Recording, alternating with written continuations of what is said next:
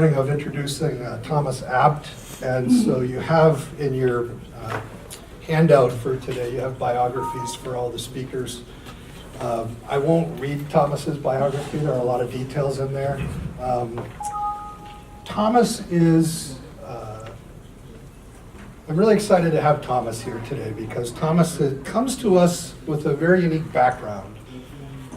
He is a senior fellow at Harvard Kennedy School and Harvard Law School. But before he went to Harvard, Thomas had a long and very, very interesting career. He started off as a prosecutor, I believe, in Manhattan. Is that right, Thomas? And from there, his career ended up taking him to, he became chief of staff under Laurie Robinson at the Office of Justice Programs in the U.S. Department of Justice, where he was involved in a variety of crime reduction and violence prevention initiatives. From there, he became the Deputy Secretary for Public Safety for the state of New York under Governor Andrew Cuomo. What makes Thomas, for me, very unique is that he aspires to serve in government in positions that can make use of scholarship and of research evidence. So what he's doing at Harvard is, in addition to teaching classes and a variety of research projects, is he's writing a book on violence prevention. And what he's attempting to do is synthesize all of what we know from empirical research about how to prevent and reduce violence.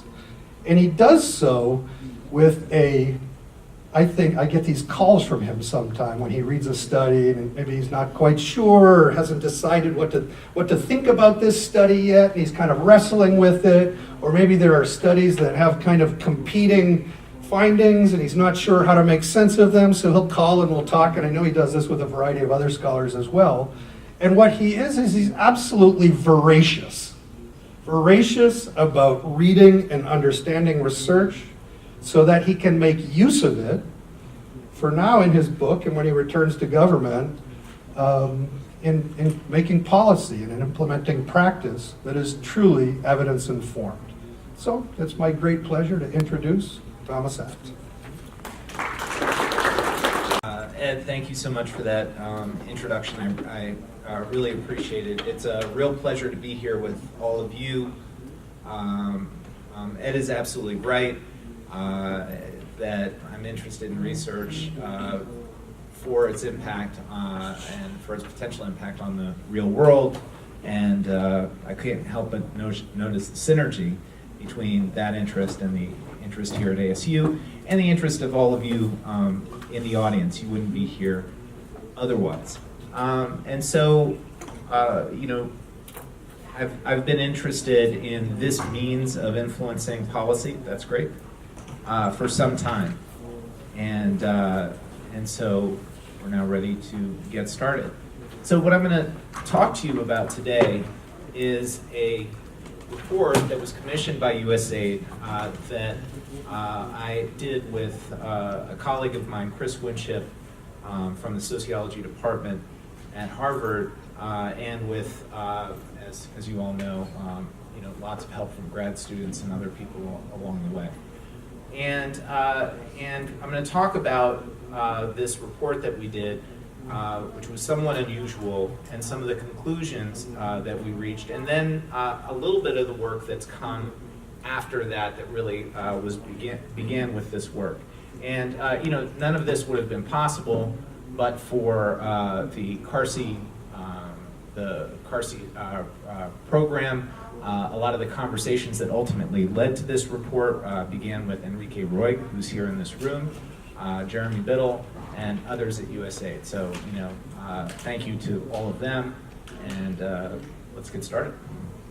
So, the first thing I wanted to talk about is the type of violence that we're looking at. In this report, we're looking at community violence, and one of the things that we felt we needed to do before we really got into the body of the report was really explain our focus. And in most definitions of violence or typologies of violence, we look at the way the UN defines it, or the way WHO defines it, or at other places. You have very discrete categories. But in reality, that's not what violence looks like on the ground. Violence is all interrelated, on top of one another. It's hard to disaggregate. And so we felt that a continuum was a better, not perfect, explanation. And Ed and I have gone back and forth about this. I think this is an imperfect illustration of violence, and I invite Ed and other people to help me improve it. But I think that the important thing is that basically you go from the left to the right, from disorganized violence to organized violence. And you can see that violence shares a lot of these various categories. On the far left, you have violence that's rarely lethal. It occurs mostly in private. It involves a few people per incident. It's spontaneous, it's unplanned, it's expressive, meaning it's emotional, and it's common. It's happening all the time. On the other side, you have formally declared conflicts between states. Almost always at that point lethal. It occurs in public settings. It involves many people. It's highly planned. It's instrumental. It's intended to achieve a goal. It's not particularly emotional. And thankfully, per incident, it's relatively rare. And what you can see is that violence moves from disorganized across the continuum to more organized. And I think the important point for policy is it really, really matters for policy where you are on this spectrum. Because a strategy that's designed for bullying or family and intimate partner is not going to work over here. And a strategy for state is not going to work over here. It's going to be different strategies and it's going to be different partners. And that's a very important thing. I'm going to be focused on community violence here. And community violence, I'll define as sort of street violence, this disorganized violence that's occurring between and among often poor people, poor men, without a lot of opportunities and without a lot of hope. It can be sort of street crime like robberies, it can be low-level gang conflicts, and it can be this sort of retaliatory violence that we see play out in so many different cities. This happens in the United States, it happens all over the region. One thing that I think is important to understand about the region is that in the United States, we have very little organized crime or organized violence, and we have relatively little gang violence if you're defining gang as a highly organized gang. We have a lot of gang violence here, and Scott Decker is an expert here. One of the things we constantly do in the United States is we sort of attribute more organization, more hierarchy, more intentionality to our gang problem than actually exists. And that actually happens in the region too, but it's an issue here. A lot of the strategies that I'm going to talk about today are not going to be the strategies that you would work with the MS-13 senior leadership. They're not the strategies that would work with Mexican drug cartels. But they're still highly, highly relevant because one of the things that we see in the region is that the region has a tremendous amount of community violence, as well as gang and organized violence. And in fact, there are political interests and other interests to characterize a lot of the community violence as gang or cartel violence. It's easier for the politicians. It's also easier for the media. So I want to just point out that this rest of this talk is going to be limited to community violence, but that issue is still extremely important for the region. So in the course of our research, we sort of found that we were doing something that was relatively unusual. No one had done a comprehensive meta-review of the most rigorous evidence. And in addition, no one had supplemented that with qualitative descriptive fieldwork. So what did we do? We did a meta-review, and our meta-review is a review of reviews. When we searched the leading databases, journals, grade literature in the Americas, Caribbean, and Europe, we focused on community violence as I just described, and we focused on the most rigorous evidence. That's evidence that's generated from experimental or quasi-experimental designs. It's evidence that is designed to allow you to make a causal inference. Did intervention A lead to outcome B? We surveyed, we did a massive search. We identified of about sort of 5,000 keyword hits. We ultimately narrowed that down to 43 eligible reviews, which aggregated over 1,400 studies. Not surprisingly, all of the reviews were done in high-income countries, most of which were in the United States. And most of the studies were generated in those same high-income countries. And so one of the things we have to be aware of is when you choose these cut points and when you choose these definitions, it will impact the kind of evidence that comes available. We decided that for this exercise, this was worthwhile. So we knew that by defining evidence rigorously, that this would be the kind of evidence that we would get. And so there's going to be an ongoing question of generalizability. Does this evidence apply outside of these high-income contexts? But here's what we learned. Again and again, we learned that violence is sticky. It's highly concentrated among a small number of people, places, and behaviors. It's hyper-concentrated. You can see some of the data here. And what I want to really push is how concentrated we have learned. It's not that serious violence concentrates in a neighborhood. It concentrates in micro-locations, a street corner, a certain nightclub, a certain drug house. And it's not that it concentrates among classes of people, among young men of color, or even among certain gangs. One of the most interesting findings is in the United States, if you look at the average gang, which is the average gang is between 30 or 50 members, surprisingly small, because in much of the US, gangs are relatively disorganized. What we see is that only 2, 3, 4 of those gang members are what are known as shooters. People who, when the gang has a conflict, are going to reliably pick up a gun and use that in the conflict. And so even among the quote-unquote most dangerous gangs, those gangs are not monolithic. And there's people who sell the gangs weed. There's people who like to go to the parties. And then there are the more notorious, more violent individuals, the shot callers, the shooters, the soldiers, the sicarios.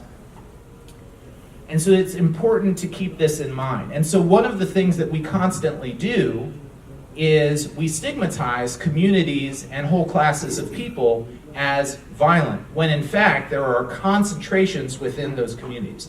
Even in the most violent communities in the United States, most of the community is not violent.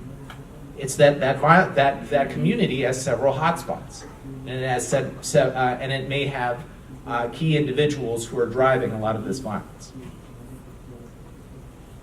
And so, if that's the problem, that informs our solution. So not surprisingly, if violence is sticky, then sticky anti-violence strategies work best. And we see this across the policy spectrum.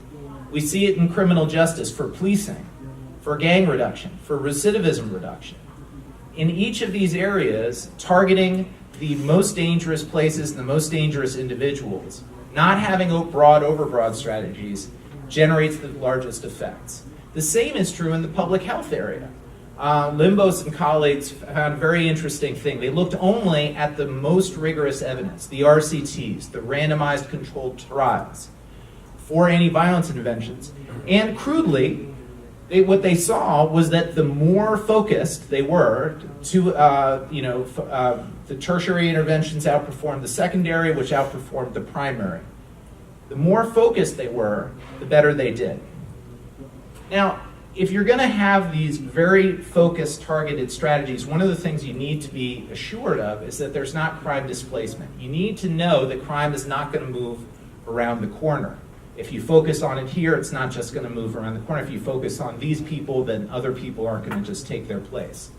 Luckily, for the most serious violence, we have found that massively that, in fact, there is something special about these places and people, so you have only modest displacement. And in fact, the benefits of these strategies often are beneficial to neighboring areas and neighboring people. So there is not a strong balloon effect where you squeeze on one side and it expands on the other. That said, displacement is a concern. In some cases, we need to be aware of it. In a recent, very rigorous evaluation of hotspots policing in Bogota, they found that there was displacement with hotspots policing for property crime, but less so for violent crime. And so this is something we need to keep an eye on, but it's an interesting thing. And I think particularly in the context of Latin America, we need to think about the difference between disorganized crime and organized crime. So it's very clear that with highly organized, highly instrumental crime, like drug crime, that if you shut down one drug route, the drug dealers will find another route. These strategies are obviously not going to apply there. But so much of that contextual violence happening on a Friday or Saturday night when people are drunk, conflicts that didn't necessarily need to happen, that violence is sticky. And if you displace that violence, if you stop that violence there, that doesn't happen on a Monday or Tuesday. And that's something that's really important to keep in mind. So what are the highlights? We broke it down into place-based strategies, people-based strategies, and behavior-based strategies. And here's a little bit about what we learned, and I think you'll hear more about this later throughout the day. Hotspots, problem-oriented, and broken windows policing were all moderately effective. However, community policing was surprisingly not effective. It was not effective in improving public safety and reducing violence. It wasn't effective at improving legitimacy in community relations. One of the things that we learned more broadly about policing was the more targeted, the more problem-oriented, and the more that there was partnership with communities, the better these strategies all did. So what we found is that, for instance, with disorder or broken windows policing, if you had a zero tolerance approach, which was a massively sort of aggressive, indiscriminate approach, you had only modest crime benefits and big collateral consequences and community resistance. However, if you did the same strategy in a much more targeted way, you got better crime effects and less community resistance. And in fact, the community was welcoming that kind of strategy. Many of you have heard about the sort of Medellin miracle, and in many ways it's been I think, characterized as sort of a urban renewal strategy. I think there's a lot of reasons to be skeptical about that as an explanation for what happened in Medellin. And the systematic reviews that we looked at backed that up. SEPTED approaches, changing the physical layout of spaces, and other urban renewal strategies really had only modest effects and often no effects on violence. And I want to just point out here that that's not a reason not to do these, but it is something to think about in terms of, is this going to be your primary pillar, your primary anti-violence strategy? And the evidence suggests not. I think there's actually some ways to improve SEPTED and urban renewal, and one of those ways is, I think, to make it more targeted. Instead of doing SEPTED and urban renewal in a sort of neighborhood generally, drop that intensity and that effort right on a hotspot directly. Focus on that micro location. Don't focus on the neighborhood. And I think we'd get greater results. People-based strategies. The two strongest strategies that we found that were really separated themselves from the herd were focused deterrence and cognitive behavioral therapy. Focused deterrence is a strategy that has been very well established now in the United States.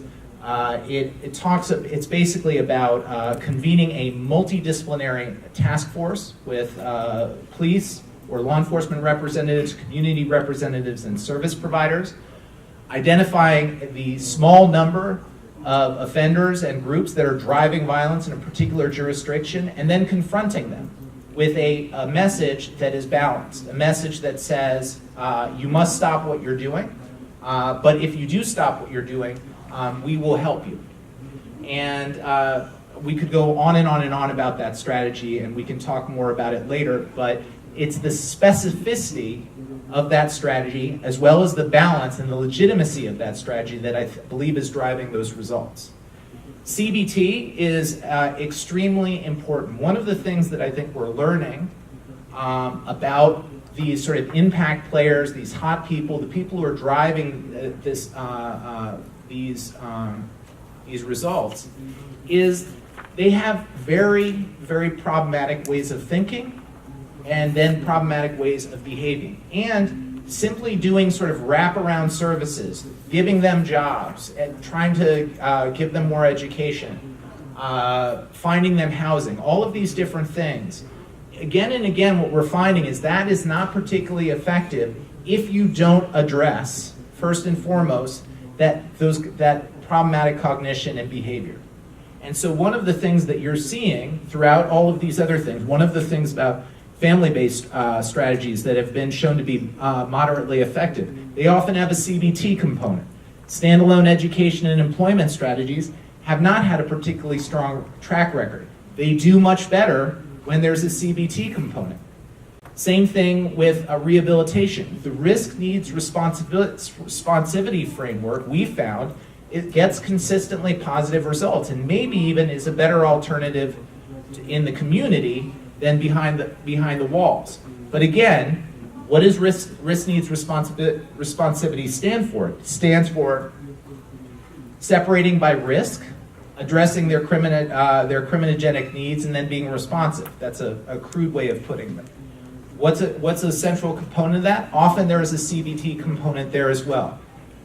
In terms of what doesn't work, what we've learned is that sort of tough on crime strategies for juveniles are often counterproductive. Scared straight, boot camps, juvenile curfews. All of these things generally are not effective with kids. And in fact, in the case of Scared Straight, a famously ineffective program, and it can actually increase criminal behavior. In terms of behavior-based strategies, this is a sort of a key distinction. I'm going to talk about gangs and guns and drugs in this section, and we often talk about those as things, but not as behaviors. I'm talking about them in terms of behaviors because I'm trying to think forward about what policymakers and people are actually going to do in these areas. And what I want to be able to do is create a framework where they can say, okay, what I need to worry about is a few places, a few people, and what people are doing, the behaviors in those places with those people. And so I'm going to talk about not guns, but gun carrying. I'm going to talk about not gangs, but gang and group membership. And I'm going to talk about not drugs, but drug abuse. So one of the things that we see in terms of addressing gun carrying is that firearms enforcement, sort of going to hotspots and doing stop and frisk and other types of things in a targeted manner for a specific reason, can be extremely effective in reducing gun carrying in those areas. Gun buybacks, on the other hand, are famously ineffective, primarily because they are not recovering the guns that would actually be used in crimes. You often get inoperable guns, old guns, guns that would never end up in the hands of a criminal. And so what you're finding here is that aggressive enforcement on guns and aggressive targeted enforcement on guns can be effective, but sort of nebulous primary gun prevention is not effective. Now look at the evidence on drugs. This is something that's very interesting. Drug treatment has been proven effective, drug courts and other things, if it's done properly with in an evidence-based framework. However, aggressive drug enforcement has not been particularly effective. And so what we have here is sort of the converse of what we learned on gun carrying. And in fact, what we find is that there's a disturbing issue with aggressive drug enforcement, which is that it destabilizes drug markets and can increase competition and then thus violence between drug dealers. And I think in many ways you sort of see that on the grandest scale with what happened in Mexico. And lastly, targeted gang enforcement is effective and gang prevention has not been effective. And the interesting thing here is when we're talking about targeted gang enforcement, what were the results? What were the programs that drove those results? It was actually focused deterrence. And in fact, focused deterrence often skews the gang literature as to whether it's included or not. And one of the things that I hope to talk with Scott and other people about later is, are we, there is a real sort of, I think, question coming about, have we sort of fundamentally sort of overemphasized the identity of gang members and not focused on their behavior? And really focused on this, the concept of a gang. And I think this is something I've also talked with Guillermo extensively about. Have we overemphasized, especially in the United States, but maybe in Latin America, are we increasing social cohesion among gangs by focusing on them as the unit of intervention, the unit of analysis? Should we be focusing on their behavior, saying, I don't care what you call yourself or who you hang out with. What we're focused on is the shooting. What we're focused on is the behavior and those things.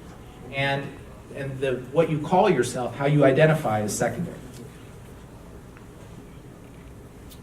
So we complemented this meta review with a field study. And in the US, we met with the we really got under the hood of some of these leading anti-violence interventions. We went and looked at CBT, in Chicago with the Becoming a Man program. We looked at the violence reduction strategy that the National Network for Safe Communities does. We went all around the country to see the best programs, to really understand why they were effective. And then in El Salvador, Guatemala, and Honduras, we were there and met with a broad range of stakeholders to really understand how these programs might be applied in that context. And they were really, Honduras, Guatemala, and El Salvador were really our customers for this report. And so we wanted to understand what our customers needed. So here are some of the highlights. We heard a lot of the same things again and again across different programs, and so we were able to pick out themes.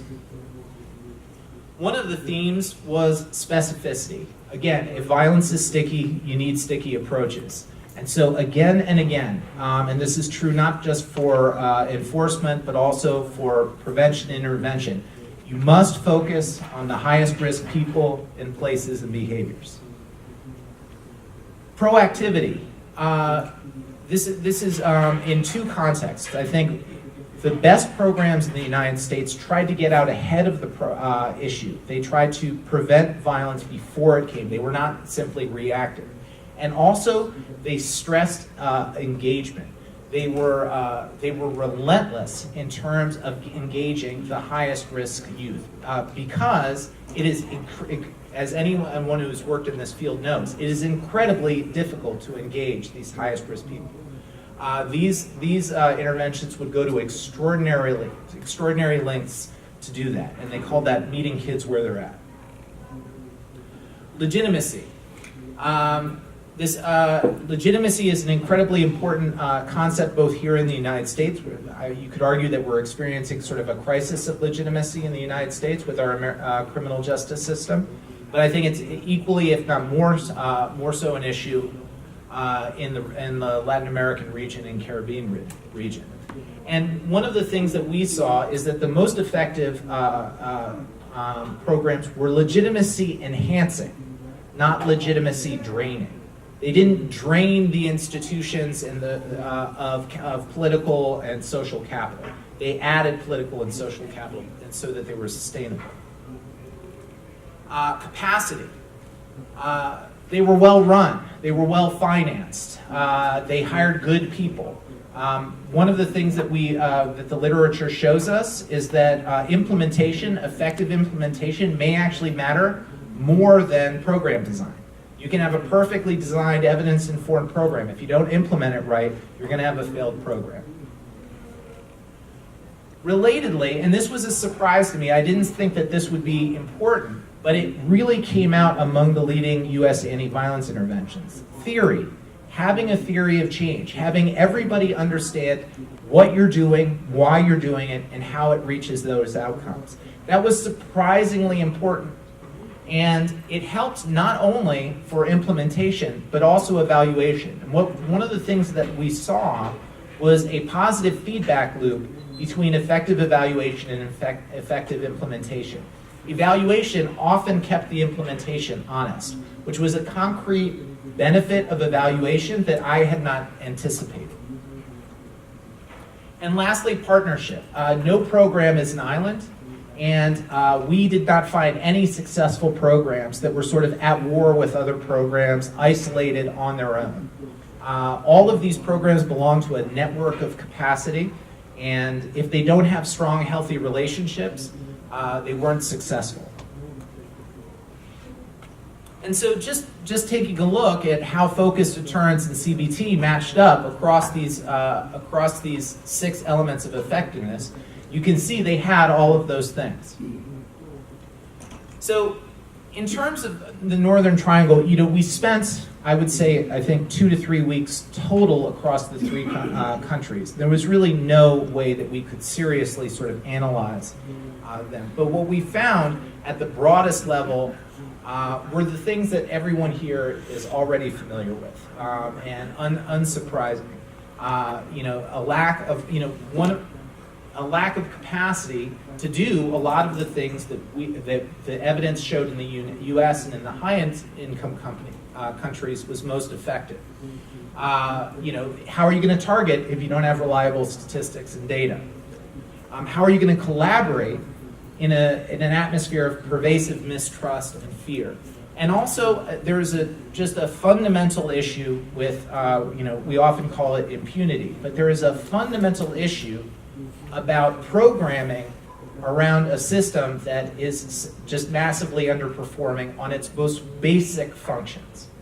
90% in many of these countries of homicides are not prosecuted. The court systems are ineffective. The prisons are overcrowded and inhumane. And so one of the things that I think is very important as we focus on evidence-based interventions is understanding that evidence-based often skews towards programs. When you're talking about evidence-based programs, evidence-based policies, you're often talking about individual programs. And that's important, but that is only part of the overall picture. You must also focus on the institutions. So just something to keep in mind. So this is a fairly, it really came across the fairly common sense idea, which is that if most of your strategies are having modest to moderate impacts, and even CBT and focused deterrence are not a silver bullet that you implement these things and your problem is solved, the only way you can have a dramatic impact is by accumulating these moderate or modest impacts over multiple interventions. And so this was a very important thing that we saw. There was no program that we found that said, oh, these effects are so strong, you just do this and you're done. As I said, the interventions that are focusing on the highest risk places, people, and behaviors generated the strongest effects, and displacement was minimal. So you take these 3 things, and these are the 3 pillars that support the argument for concentration. Now, in addition to concentration, you have to coordinate. And I'll talk a little bit about that in a moment. You have to concentrate these programs, but you also have to align and coordinate them with one another.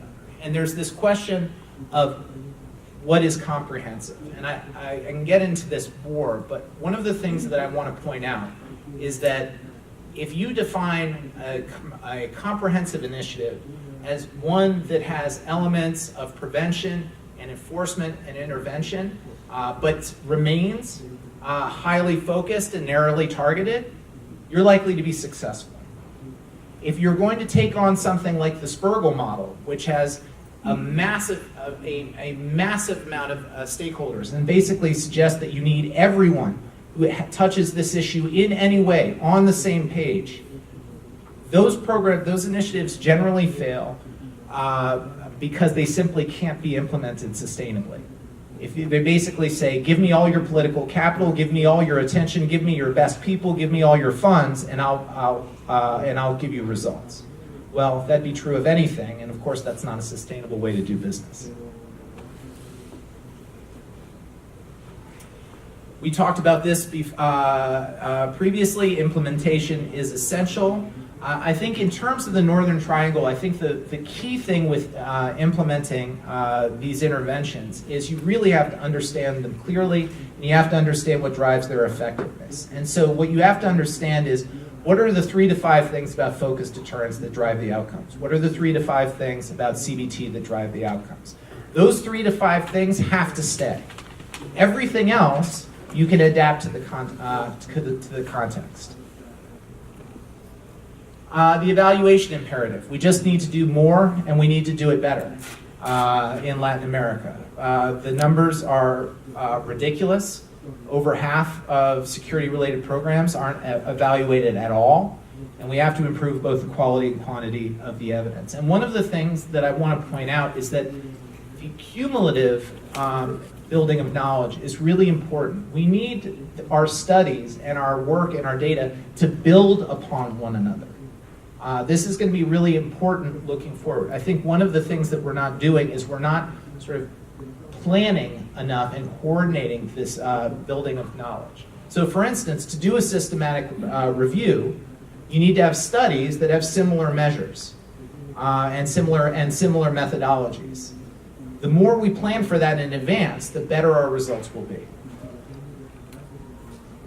So what are the recommendations? These are recommendations for funders. Governmental funders for like USAID, but also non-governmental funders like for philanthropy. So the first thing is recognize the centrality of violence reduction in your portfolio. That doesn't mean that the only thing you do is violence reduction, but what it does mean is that in your portfolio, when you're doing violence reduction, you're doing just violence reduction. You are only focused on violence reduction. If your programs don't have outcomes related to reducing assaults, shootings, and homicide, they are not violence reduction. You must be rigorously focused. That doesn't mean shift your entire portfolio, but when you're in this space, you have to be in this space. Second, transition in evidence-informed approaches incrementally but purposefully. One of the things that you can do is that many of the programs that you see that may be weak for various reasons can be gradually improved over time, and you can nudge people along. So, for instance, if you have a job training program that's not having any impact on violence reduction, what can you do? You can start transitioning and say you need to work with more high-risk people. You can also say, why don't you include some CBT, some life skills, some other things, in addition to just this job placement. Building internal and external capacity for evidence-informed violence reduction. Within these funding organizations, there have to be experts in violence reduction. You can't have the blind leading the blind. And there is a lot to this, and so you either need to train up or you need to hire up in order to do this work effectively.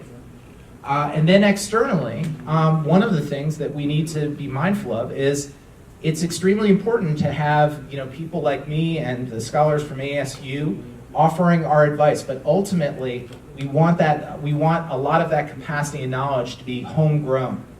So where are the criminology programs that we're building so that have the criminologists the future in these areas and making those investments?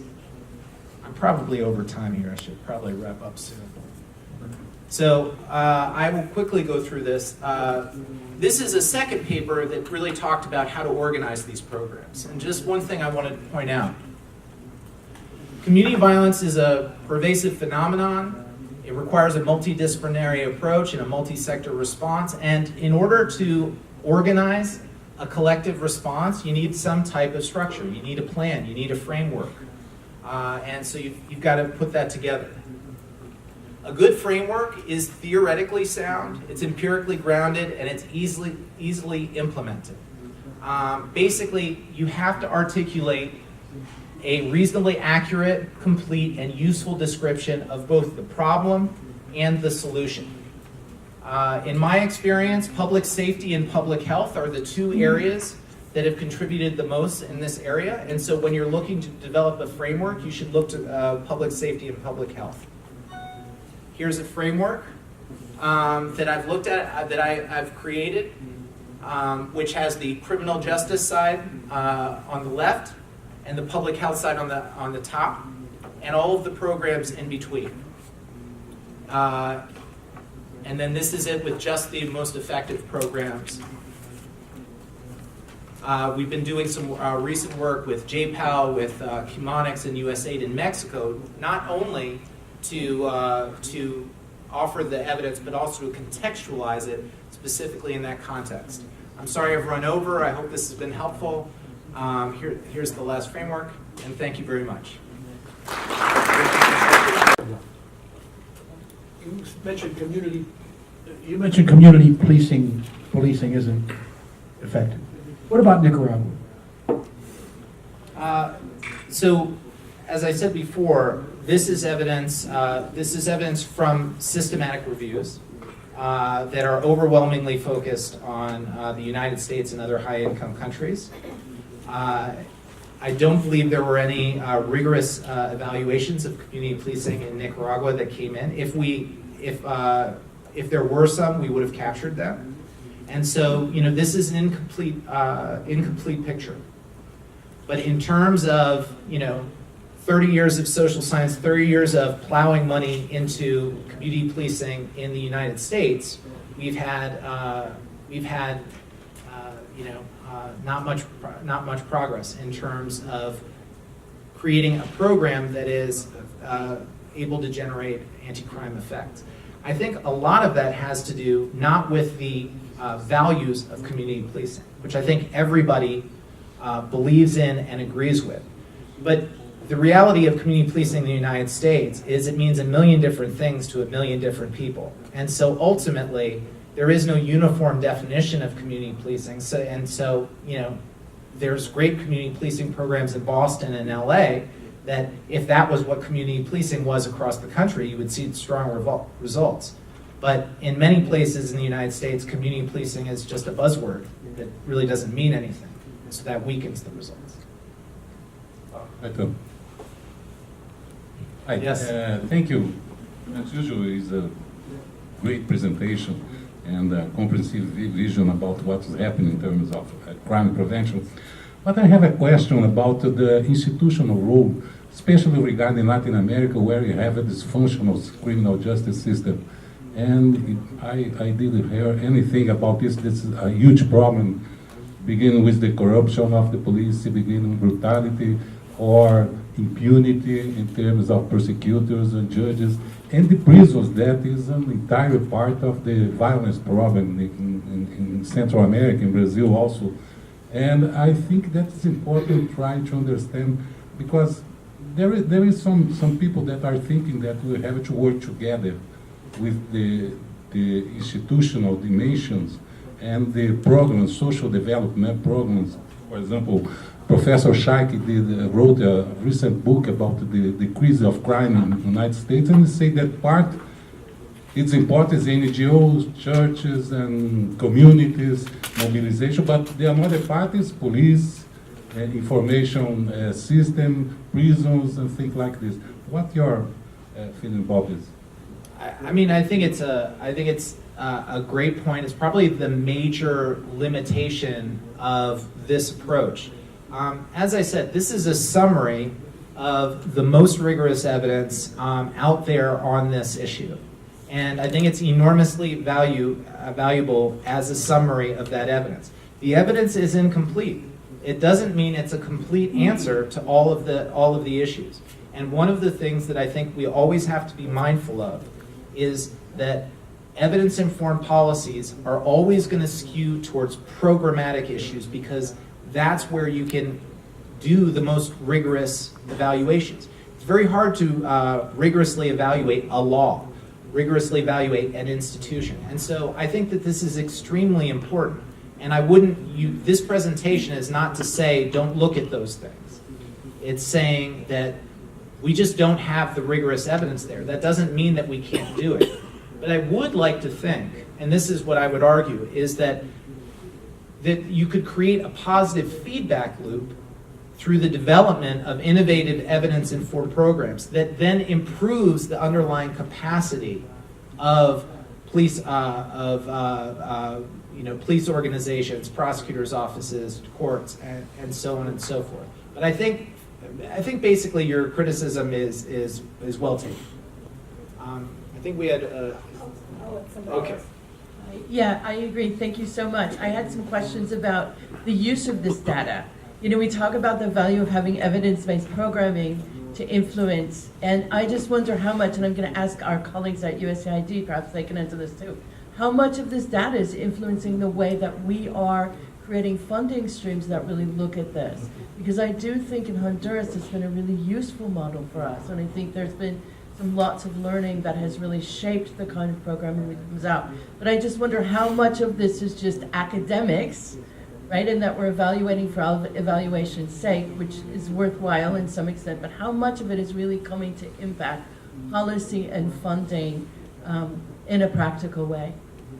I think it's a great question. I think that others can probably answer how it's being used, but I do know just informally that language from this report and others is written in to the grant applications and into the funding applications of other things. I think it could always be done more, and it can always be done better, but I do think that process has happened. I think maybe Enrique can respond there.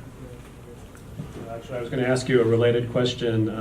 First of all, just to say that this is a great presentation and a great way to start off the But conversation. Enrique, you know about this, so do you have No, I thoughts think on it that? goes to the issue. I think that what would be interesting to add to the presentation at a later point is looking at some of the implementation challenges and the way that funding gets allocated for these programs, because it's extremely hard, having been on the aid side, to do comprehensive programming, as you know, I think domestically as well, and others, that you get funding to do a program maybe on tertiary prevention, and you get another funding stream to do a program on community policing, and another one on family systems, and they come out at different times. They're not concurrent. They have different timelines, different implementers, different coordination strategies, and so from that perspective alone, it's extremely hard to try and implement the idea which you presented here, which makes a lot of sense. But when the rubber hits the road in the field, you don't have this scenario. I have not seen a country yet where this is worked out in a way that you could actually say, wow, we're starting from zero and we can actually do all of this in a comprehensive manner. To actually see, does it work in a place with people, and can you change behaviors? So, in a time period that is super condensed. Yeah, just to support Enrique there, having been at USAID for 4 years in policing, that's absolutely right. It's fragmentation, essentially, I guess is maybe the best way to describe it, because not only are there different funding streams, and even if USAID were able to be more comprehensive and systematic in its application, the countries that we're dealing with, the folks on the ground who all are the other half, more than half, really, to make these changes, make these things happen, they don't have that kind of viewpoint either. In fact, it's often radically different, as probably everybody in the room knows. So it's, even if we were completely squared away on our end, the connection between us and the folks that we're the host country folks is often disjointed, let's just say. Right. I'm this is not my first rodeo. I'm not naive to the challenges of implementation. And while at the Justice Department and in New York, we never got to start from scratch. And that's why you need good people who can sort of blend the art and the science and the politics of these things. But I think also, this presentation can be given to, people at USAID. This presentation could be given to people at the White House. It could be given in Congress. There's lots of people, there's lots of other parts of the system that need to understand this as well. And so I think that, every one of, I think that we move towards these ideas incrementally. And so, for instance, with that,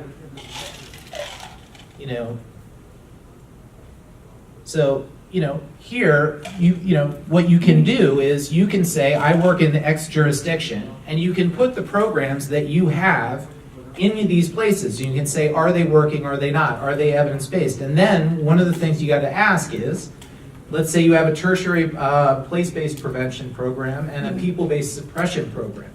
Well, are they talking? Are they coordinating? And then maybe you need to create a space here or here.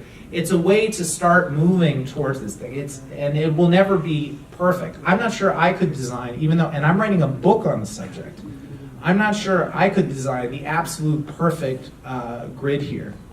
And so I think that obviously there's some incrementalism here. So interestingly, I work on a program where we have the benefit of incorporating most of the elements that Thomas has been talking about.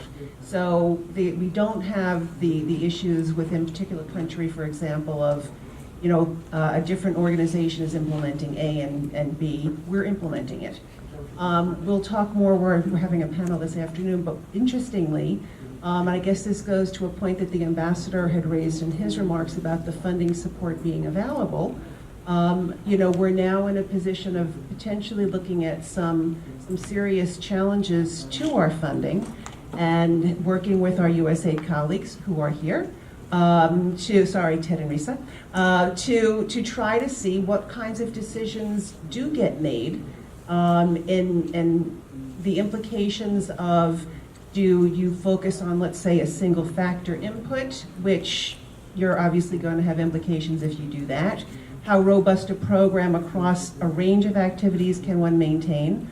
And we are operating in 3 different countries, and so going to the point that you just have made, that there are clearly challenges in the locations we work in to implement some of what we're trying to do. I think Guillermo had his hand up. Then we'll take one more question after this. Thank you for the presentation. Every time I hear it, I learn something new. Thank you. We're going through a phase right now where, as we identify things, when I say we, I mean in Central America primarily, when we identify things that are working, they tend to become a buzzword. CBT right now is a buzzword. There are many, many, many types of CBT approaches, and it's becoming a little bit problematic because CBT has become almost anything that's being implemented. It has a cognitive approach to it. So this is not a criticism of your presentation, but it's an additional challenge of, do we really understand the active ingredients rather than the label on the medicine? It seems to me that we're going by the label of the medicine, not the active ingredients. How we change that, I'm not sure. I think it's a great observation, and it's so endemic to this work. And I guess the way I feel about these buzzwords and about these labels is I think we have to be realistic. I think I actually view that as sort of a small win. I think CBT is a good buzzword to have, but it's just the beginning. And one of the things when I was chief of staff to Lori Robinson had an incredibly ambitious plan to sort of incentivize the entire U.S. criminal justice field to become evidence-based and evidence-informed. And she had a big impact. And within a year or two, every grant application said evidence-based and evidence-informed. And a lot of people were very skeptical, and they said, look, if you look underneath this isn't an evidence-based, this is it's just a label. And it was true, it was a totally true criticism. But my point was, this is the start. Hypocrisy is the tribute that evil pays to good. And the next step is, oh, I'm glad that you say you're using CBT, but are you really using CBT? And these other things. And so I totally feel your frustration, but I think it's part of the process. Thank you very much for the wonderful presentation. I have sort of a kind of an abstract question, but I hope it resonates with many in the room, and it is in this theme of buzzwords, right? So community policing, a term everyone kind of knows what it means, and also many of us know what are the issues with operationalizing it. And it's a question that I think you've addressed where these Northern Triangle countries are sort of robustly represented in the meta review. But it's puzzling to me because community policing as a means toward an end as opposed to an end of itself, that critical difference in the Latin American context comes up, or is particularly salient with me because you have this sort of spectrum that in the US it's hard to readily identify with, where in one scenario you have extrajudicial killings that could or could not be part of a quote unquote high impact intervention or a targeted intervention that paradoxically weed out sort of your sort of concentrated offenders, if you will, or sort of lifetime offenders, while also creating conditions favorable to increase violence, right? Let's say your extrajudicial sort of state crime, police crime scenario. And then on the other end, you have areas where the state, as represented by the police, don't have a monopoly on the use of force. So the police can't even enter a community, and community members wish that police could for certain occasions. So, you know, alas, actually getting to the question, in the meta review and specifically with the coverage on community policing, were there any sort of nuances or caveats to how community policing was presented and whether it's clearly delineated in the scholarship that community policing, its relationship to violence prevention or reduction is kind of secondary to kind of arriving at a basic sort of procedural justice type starting point where citizens don't need to fear the police or fear police violence? In other words, how was community policing presented in the meta review, given that it quote unquote doesn't work in this presentation? Right. So I think this is an important question, and I mean, if I can try to reframe it a little bit, you're sort of saying, so you've said it doesn't work, but what you mean is it doesn't work for violence reduction. And could the legitimacy enhancing elements of community policing be a sufficient basis for doing community policing? And I would argue no. And the reason is because I think increasingly our understanding of legitimacy has many different elements, but it has at least two fundamental elements. Legitimacy is a matter of fairness and sort of basic due process and due rights, but it's also a matter of effectiveness. So we're seeing in many developing nations, when you studied legitimacy, and Ed has done a lot of great work in this area, that one of the reasons that people don't trust the police is because they're brutal or corrupt or all of these other things. Another equally important reason is because the police don't make them safe. And so one of the things that we're saying in the United States right now is that crime reduction is not self-justifying. You can't do anything in the name of reducing crime if it impairs legitimacy. But I would also say legitimacy is not self-justifying. You can't do programming that just makes people feel good if it doesn't keep people safer in this space.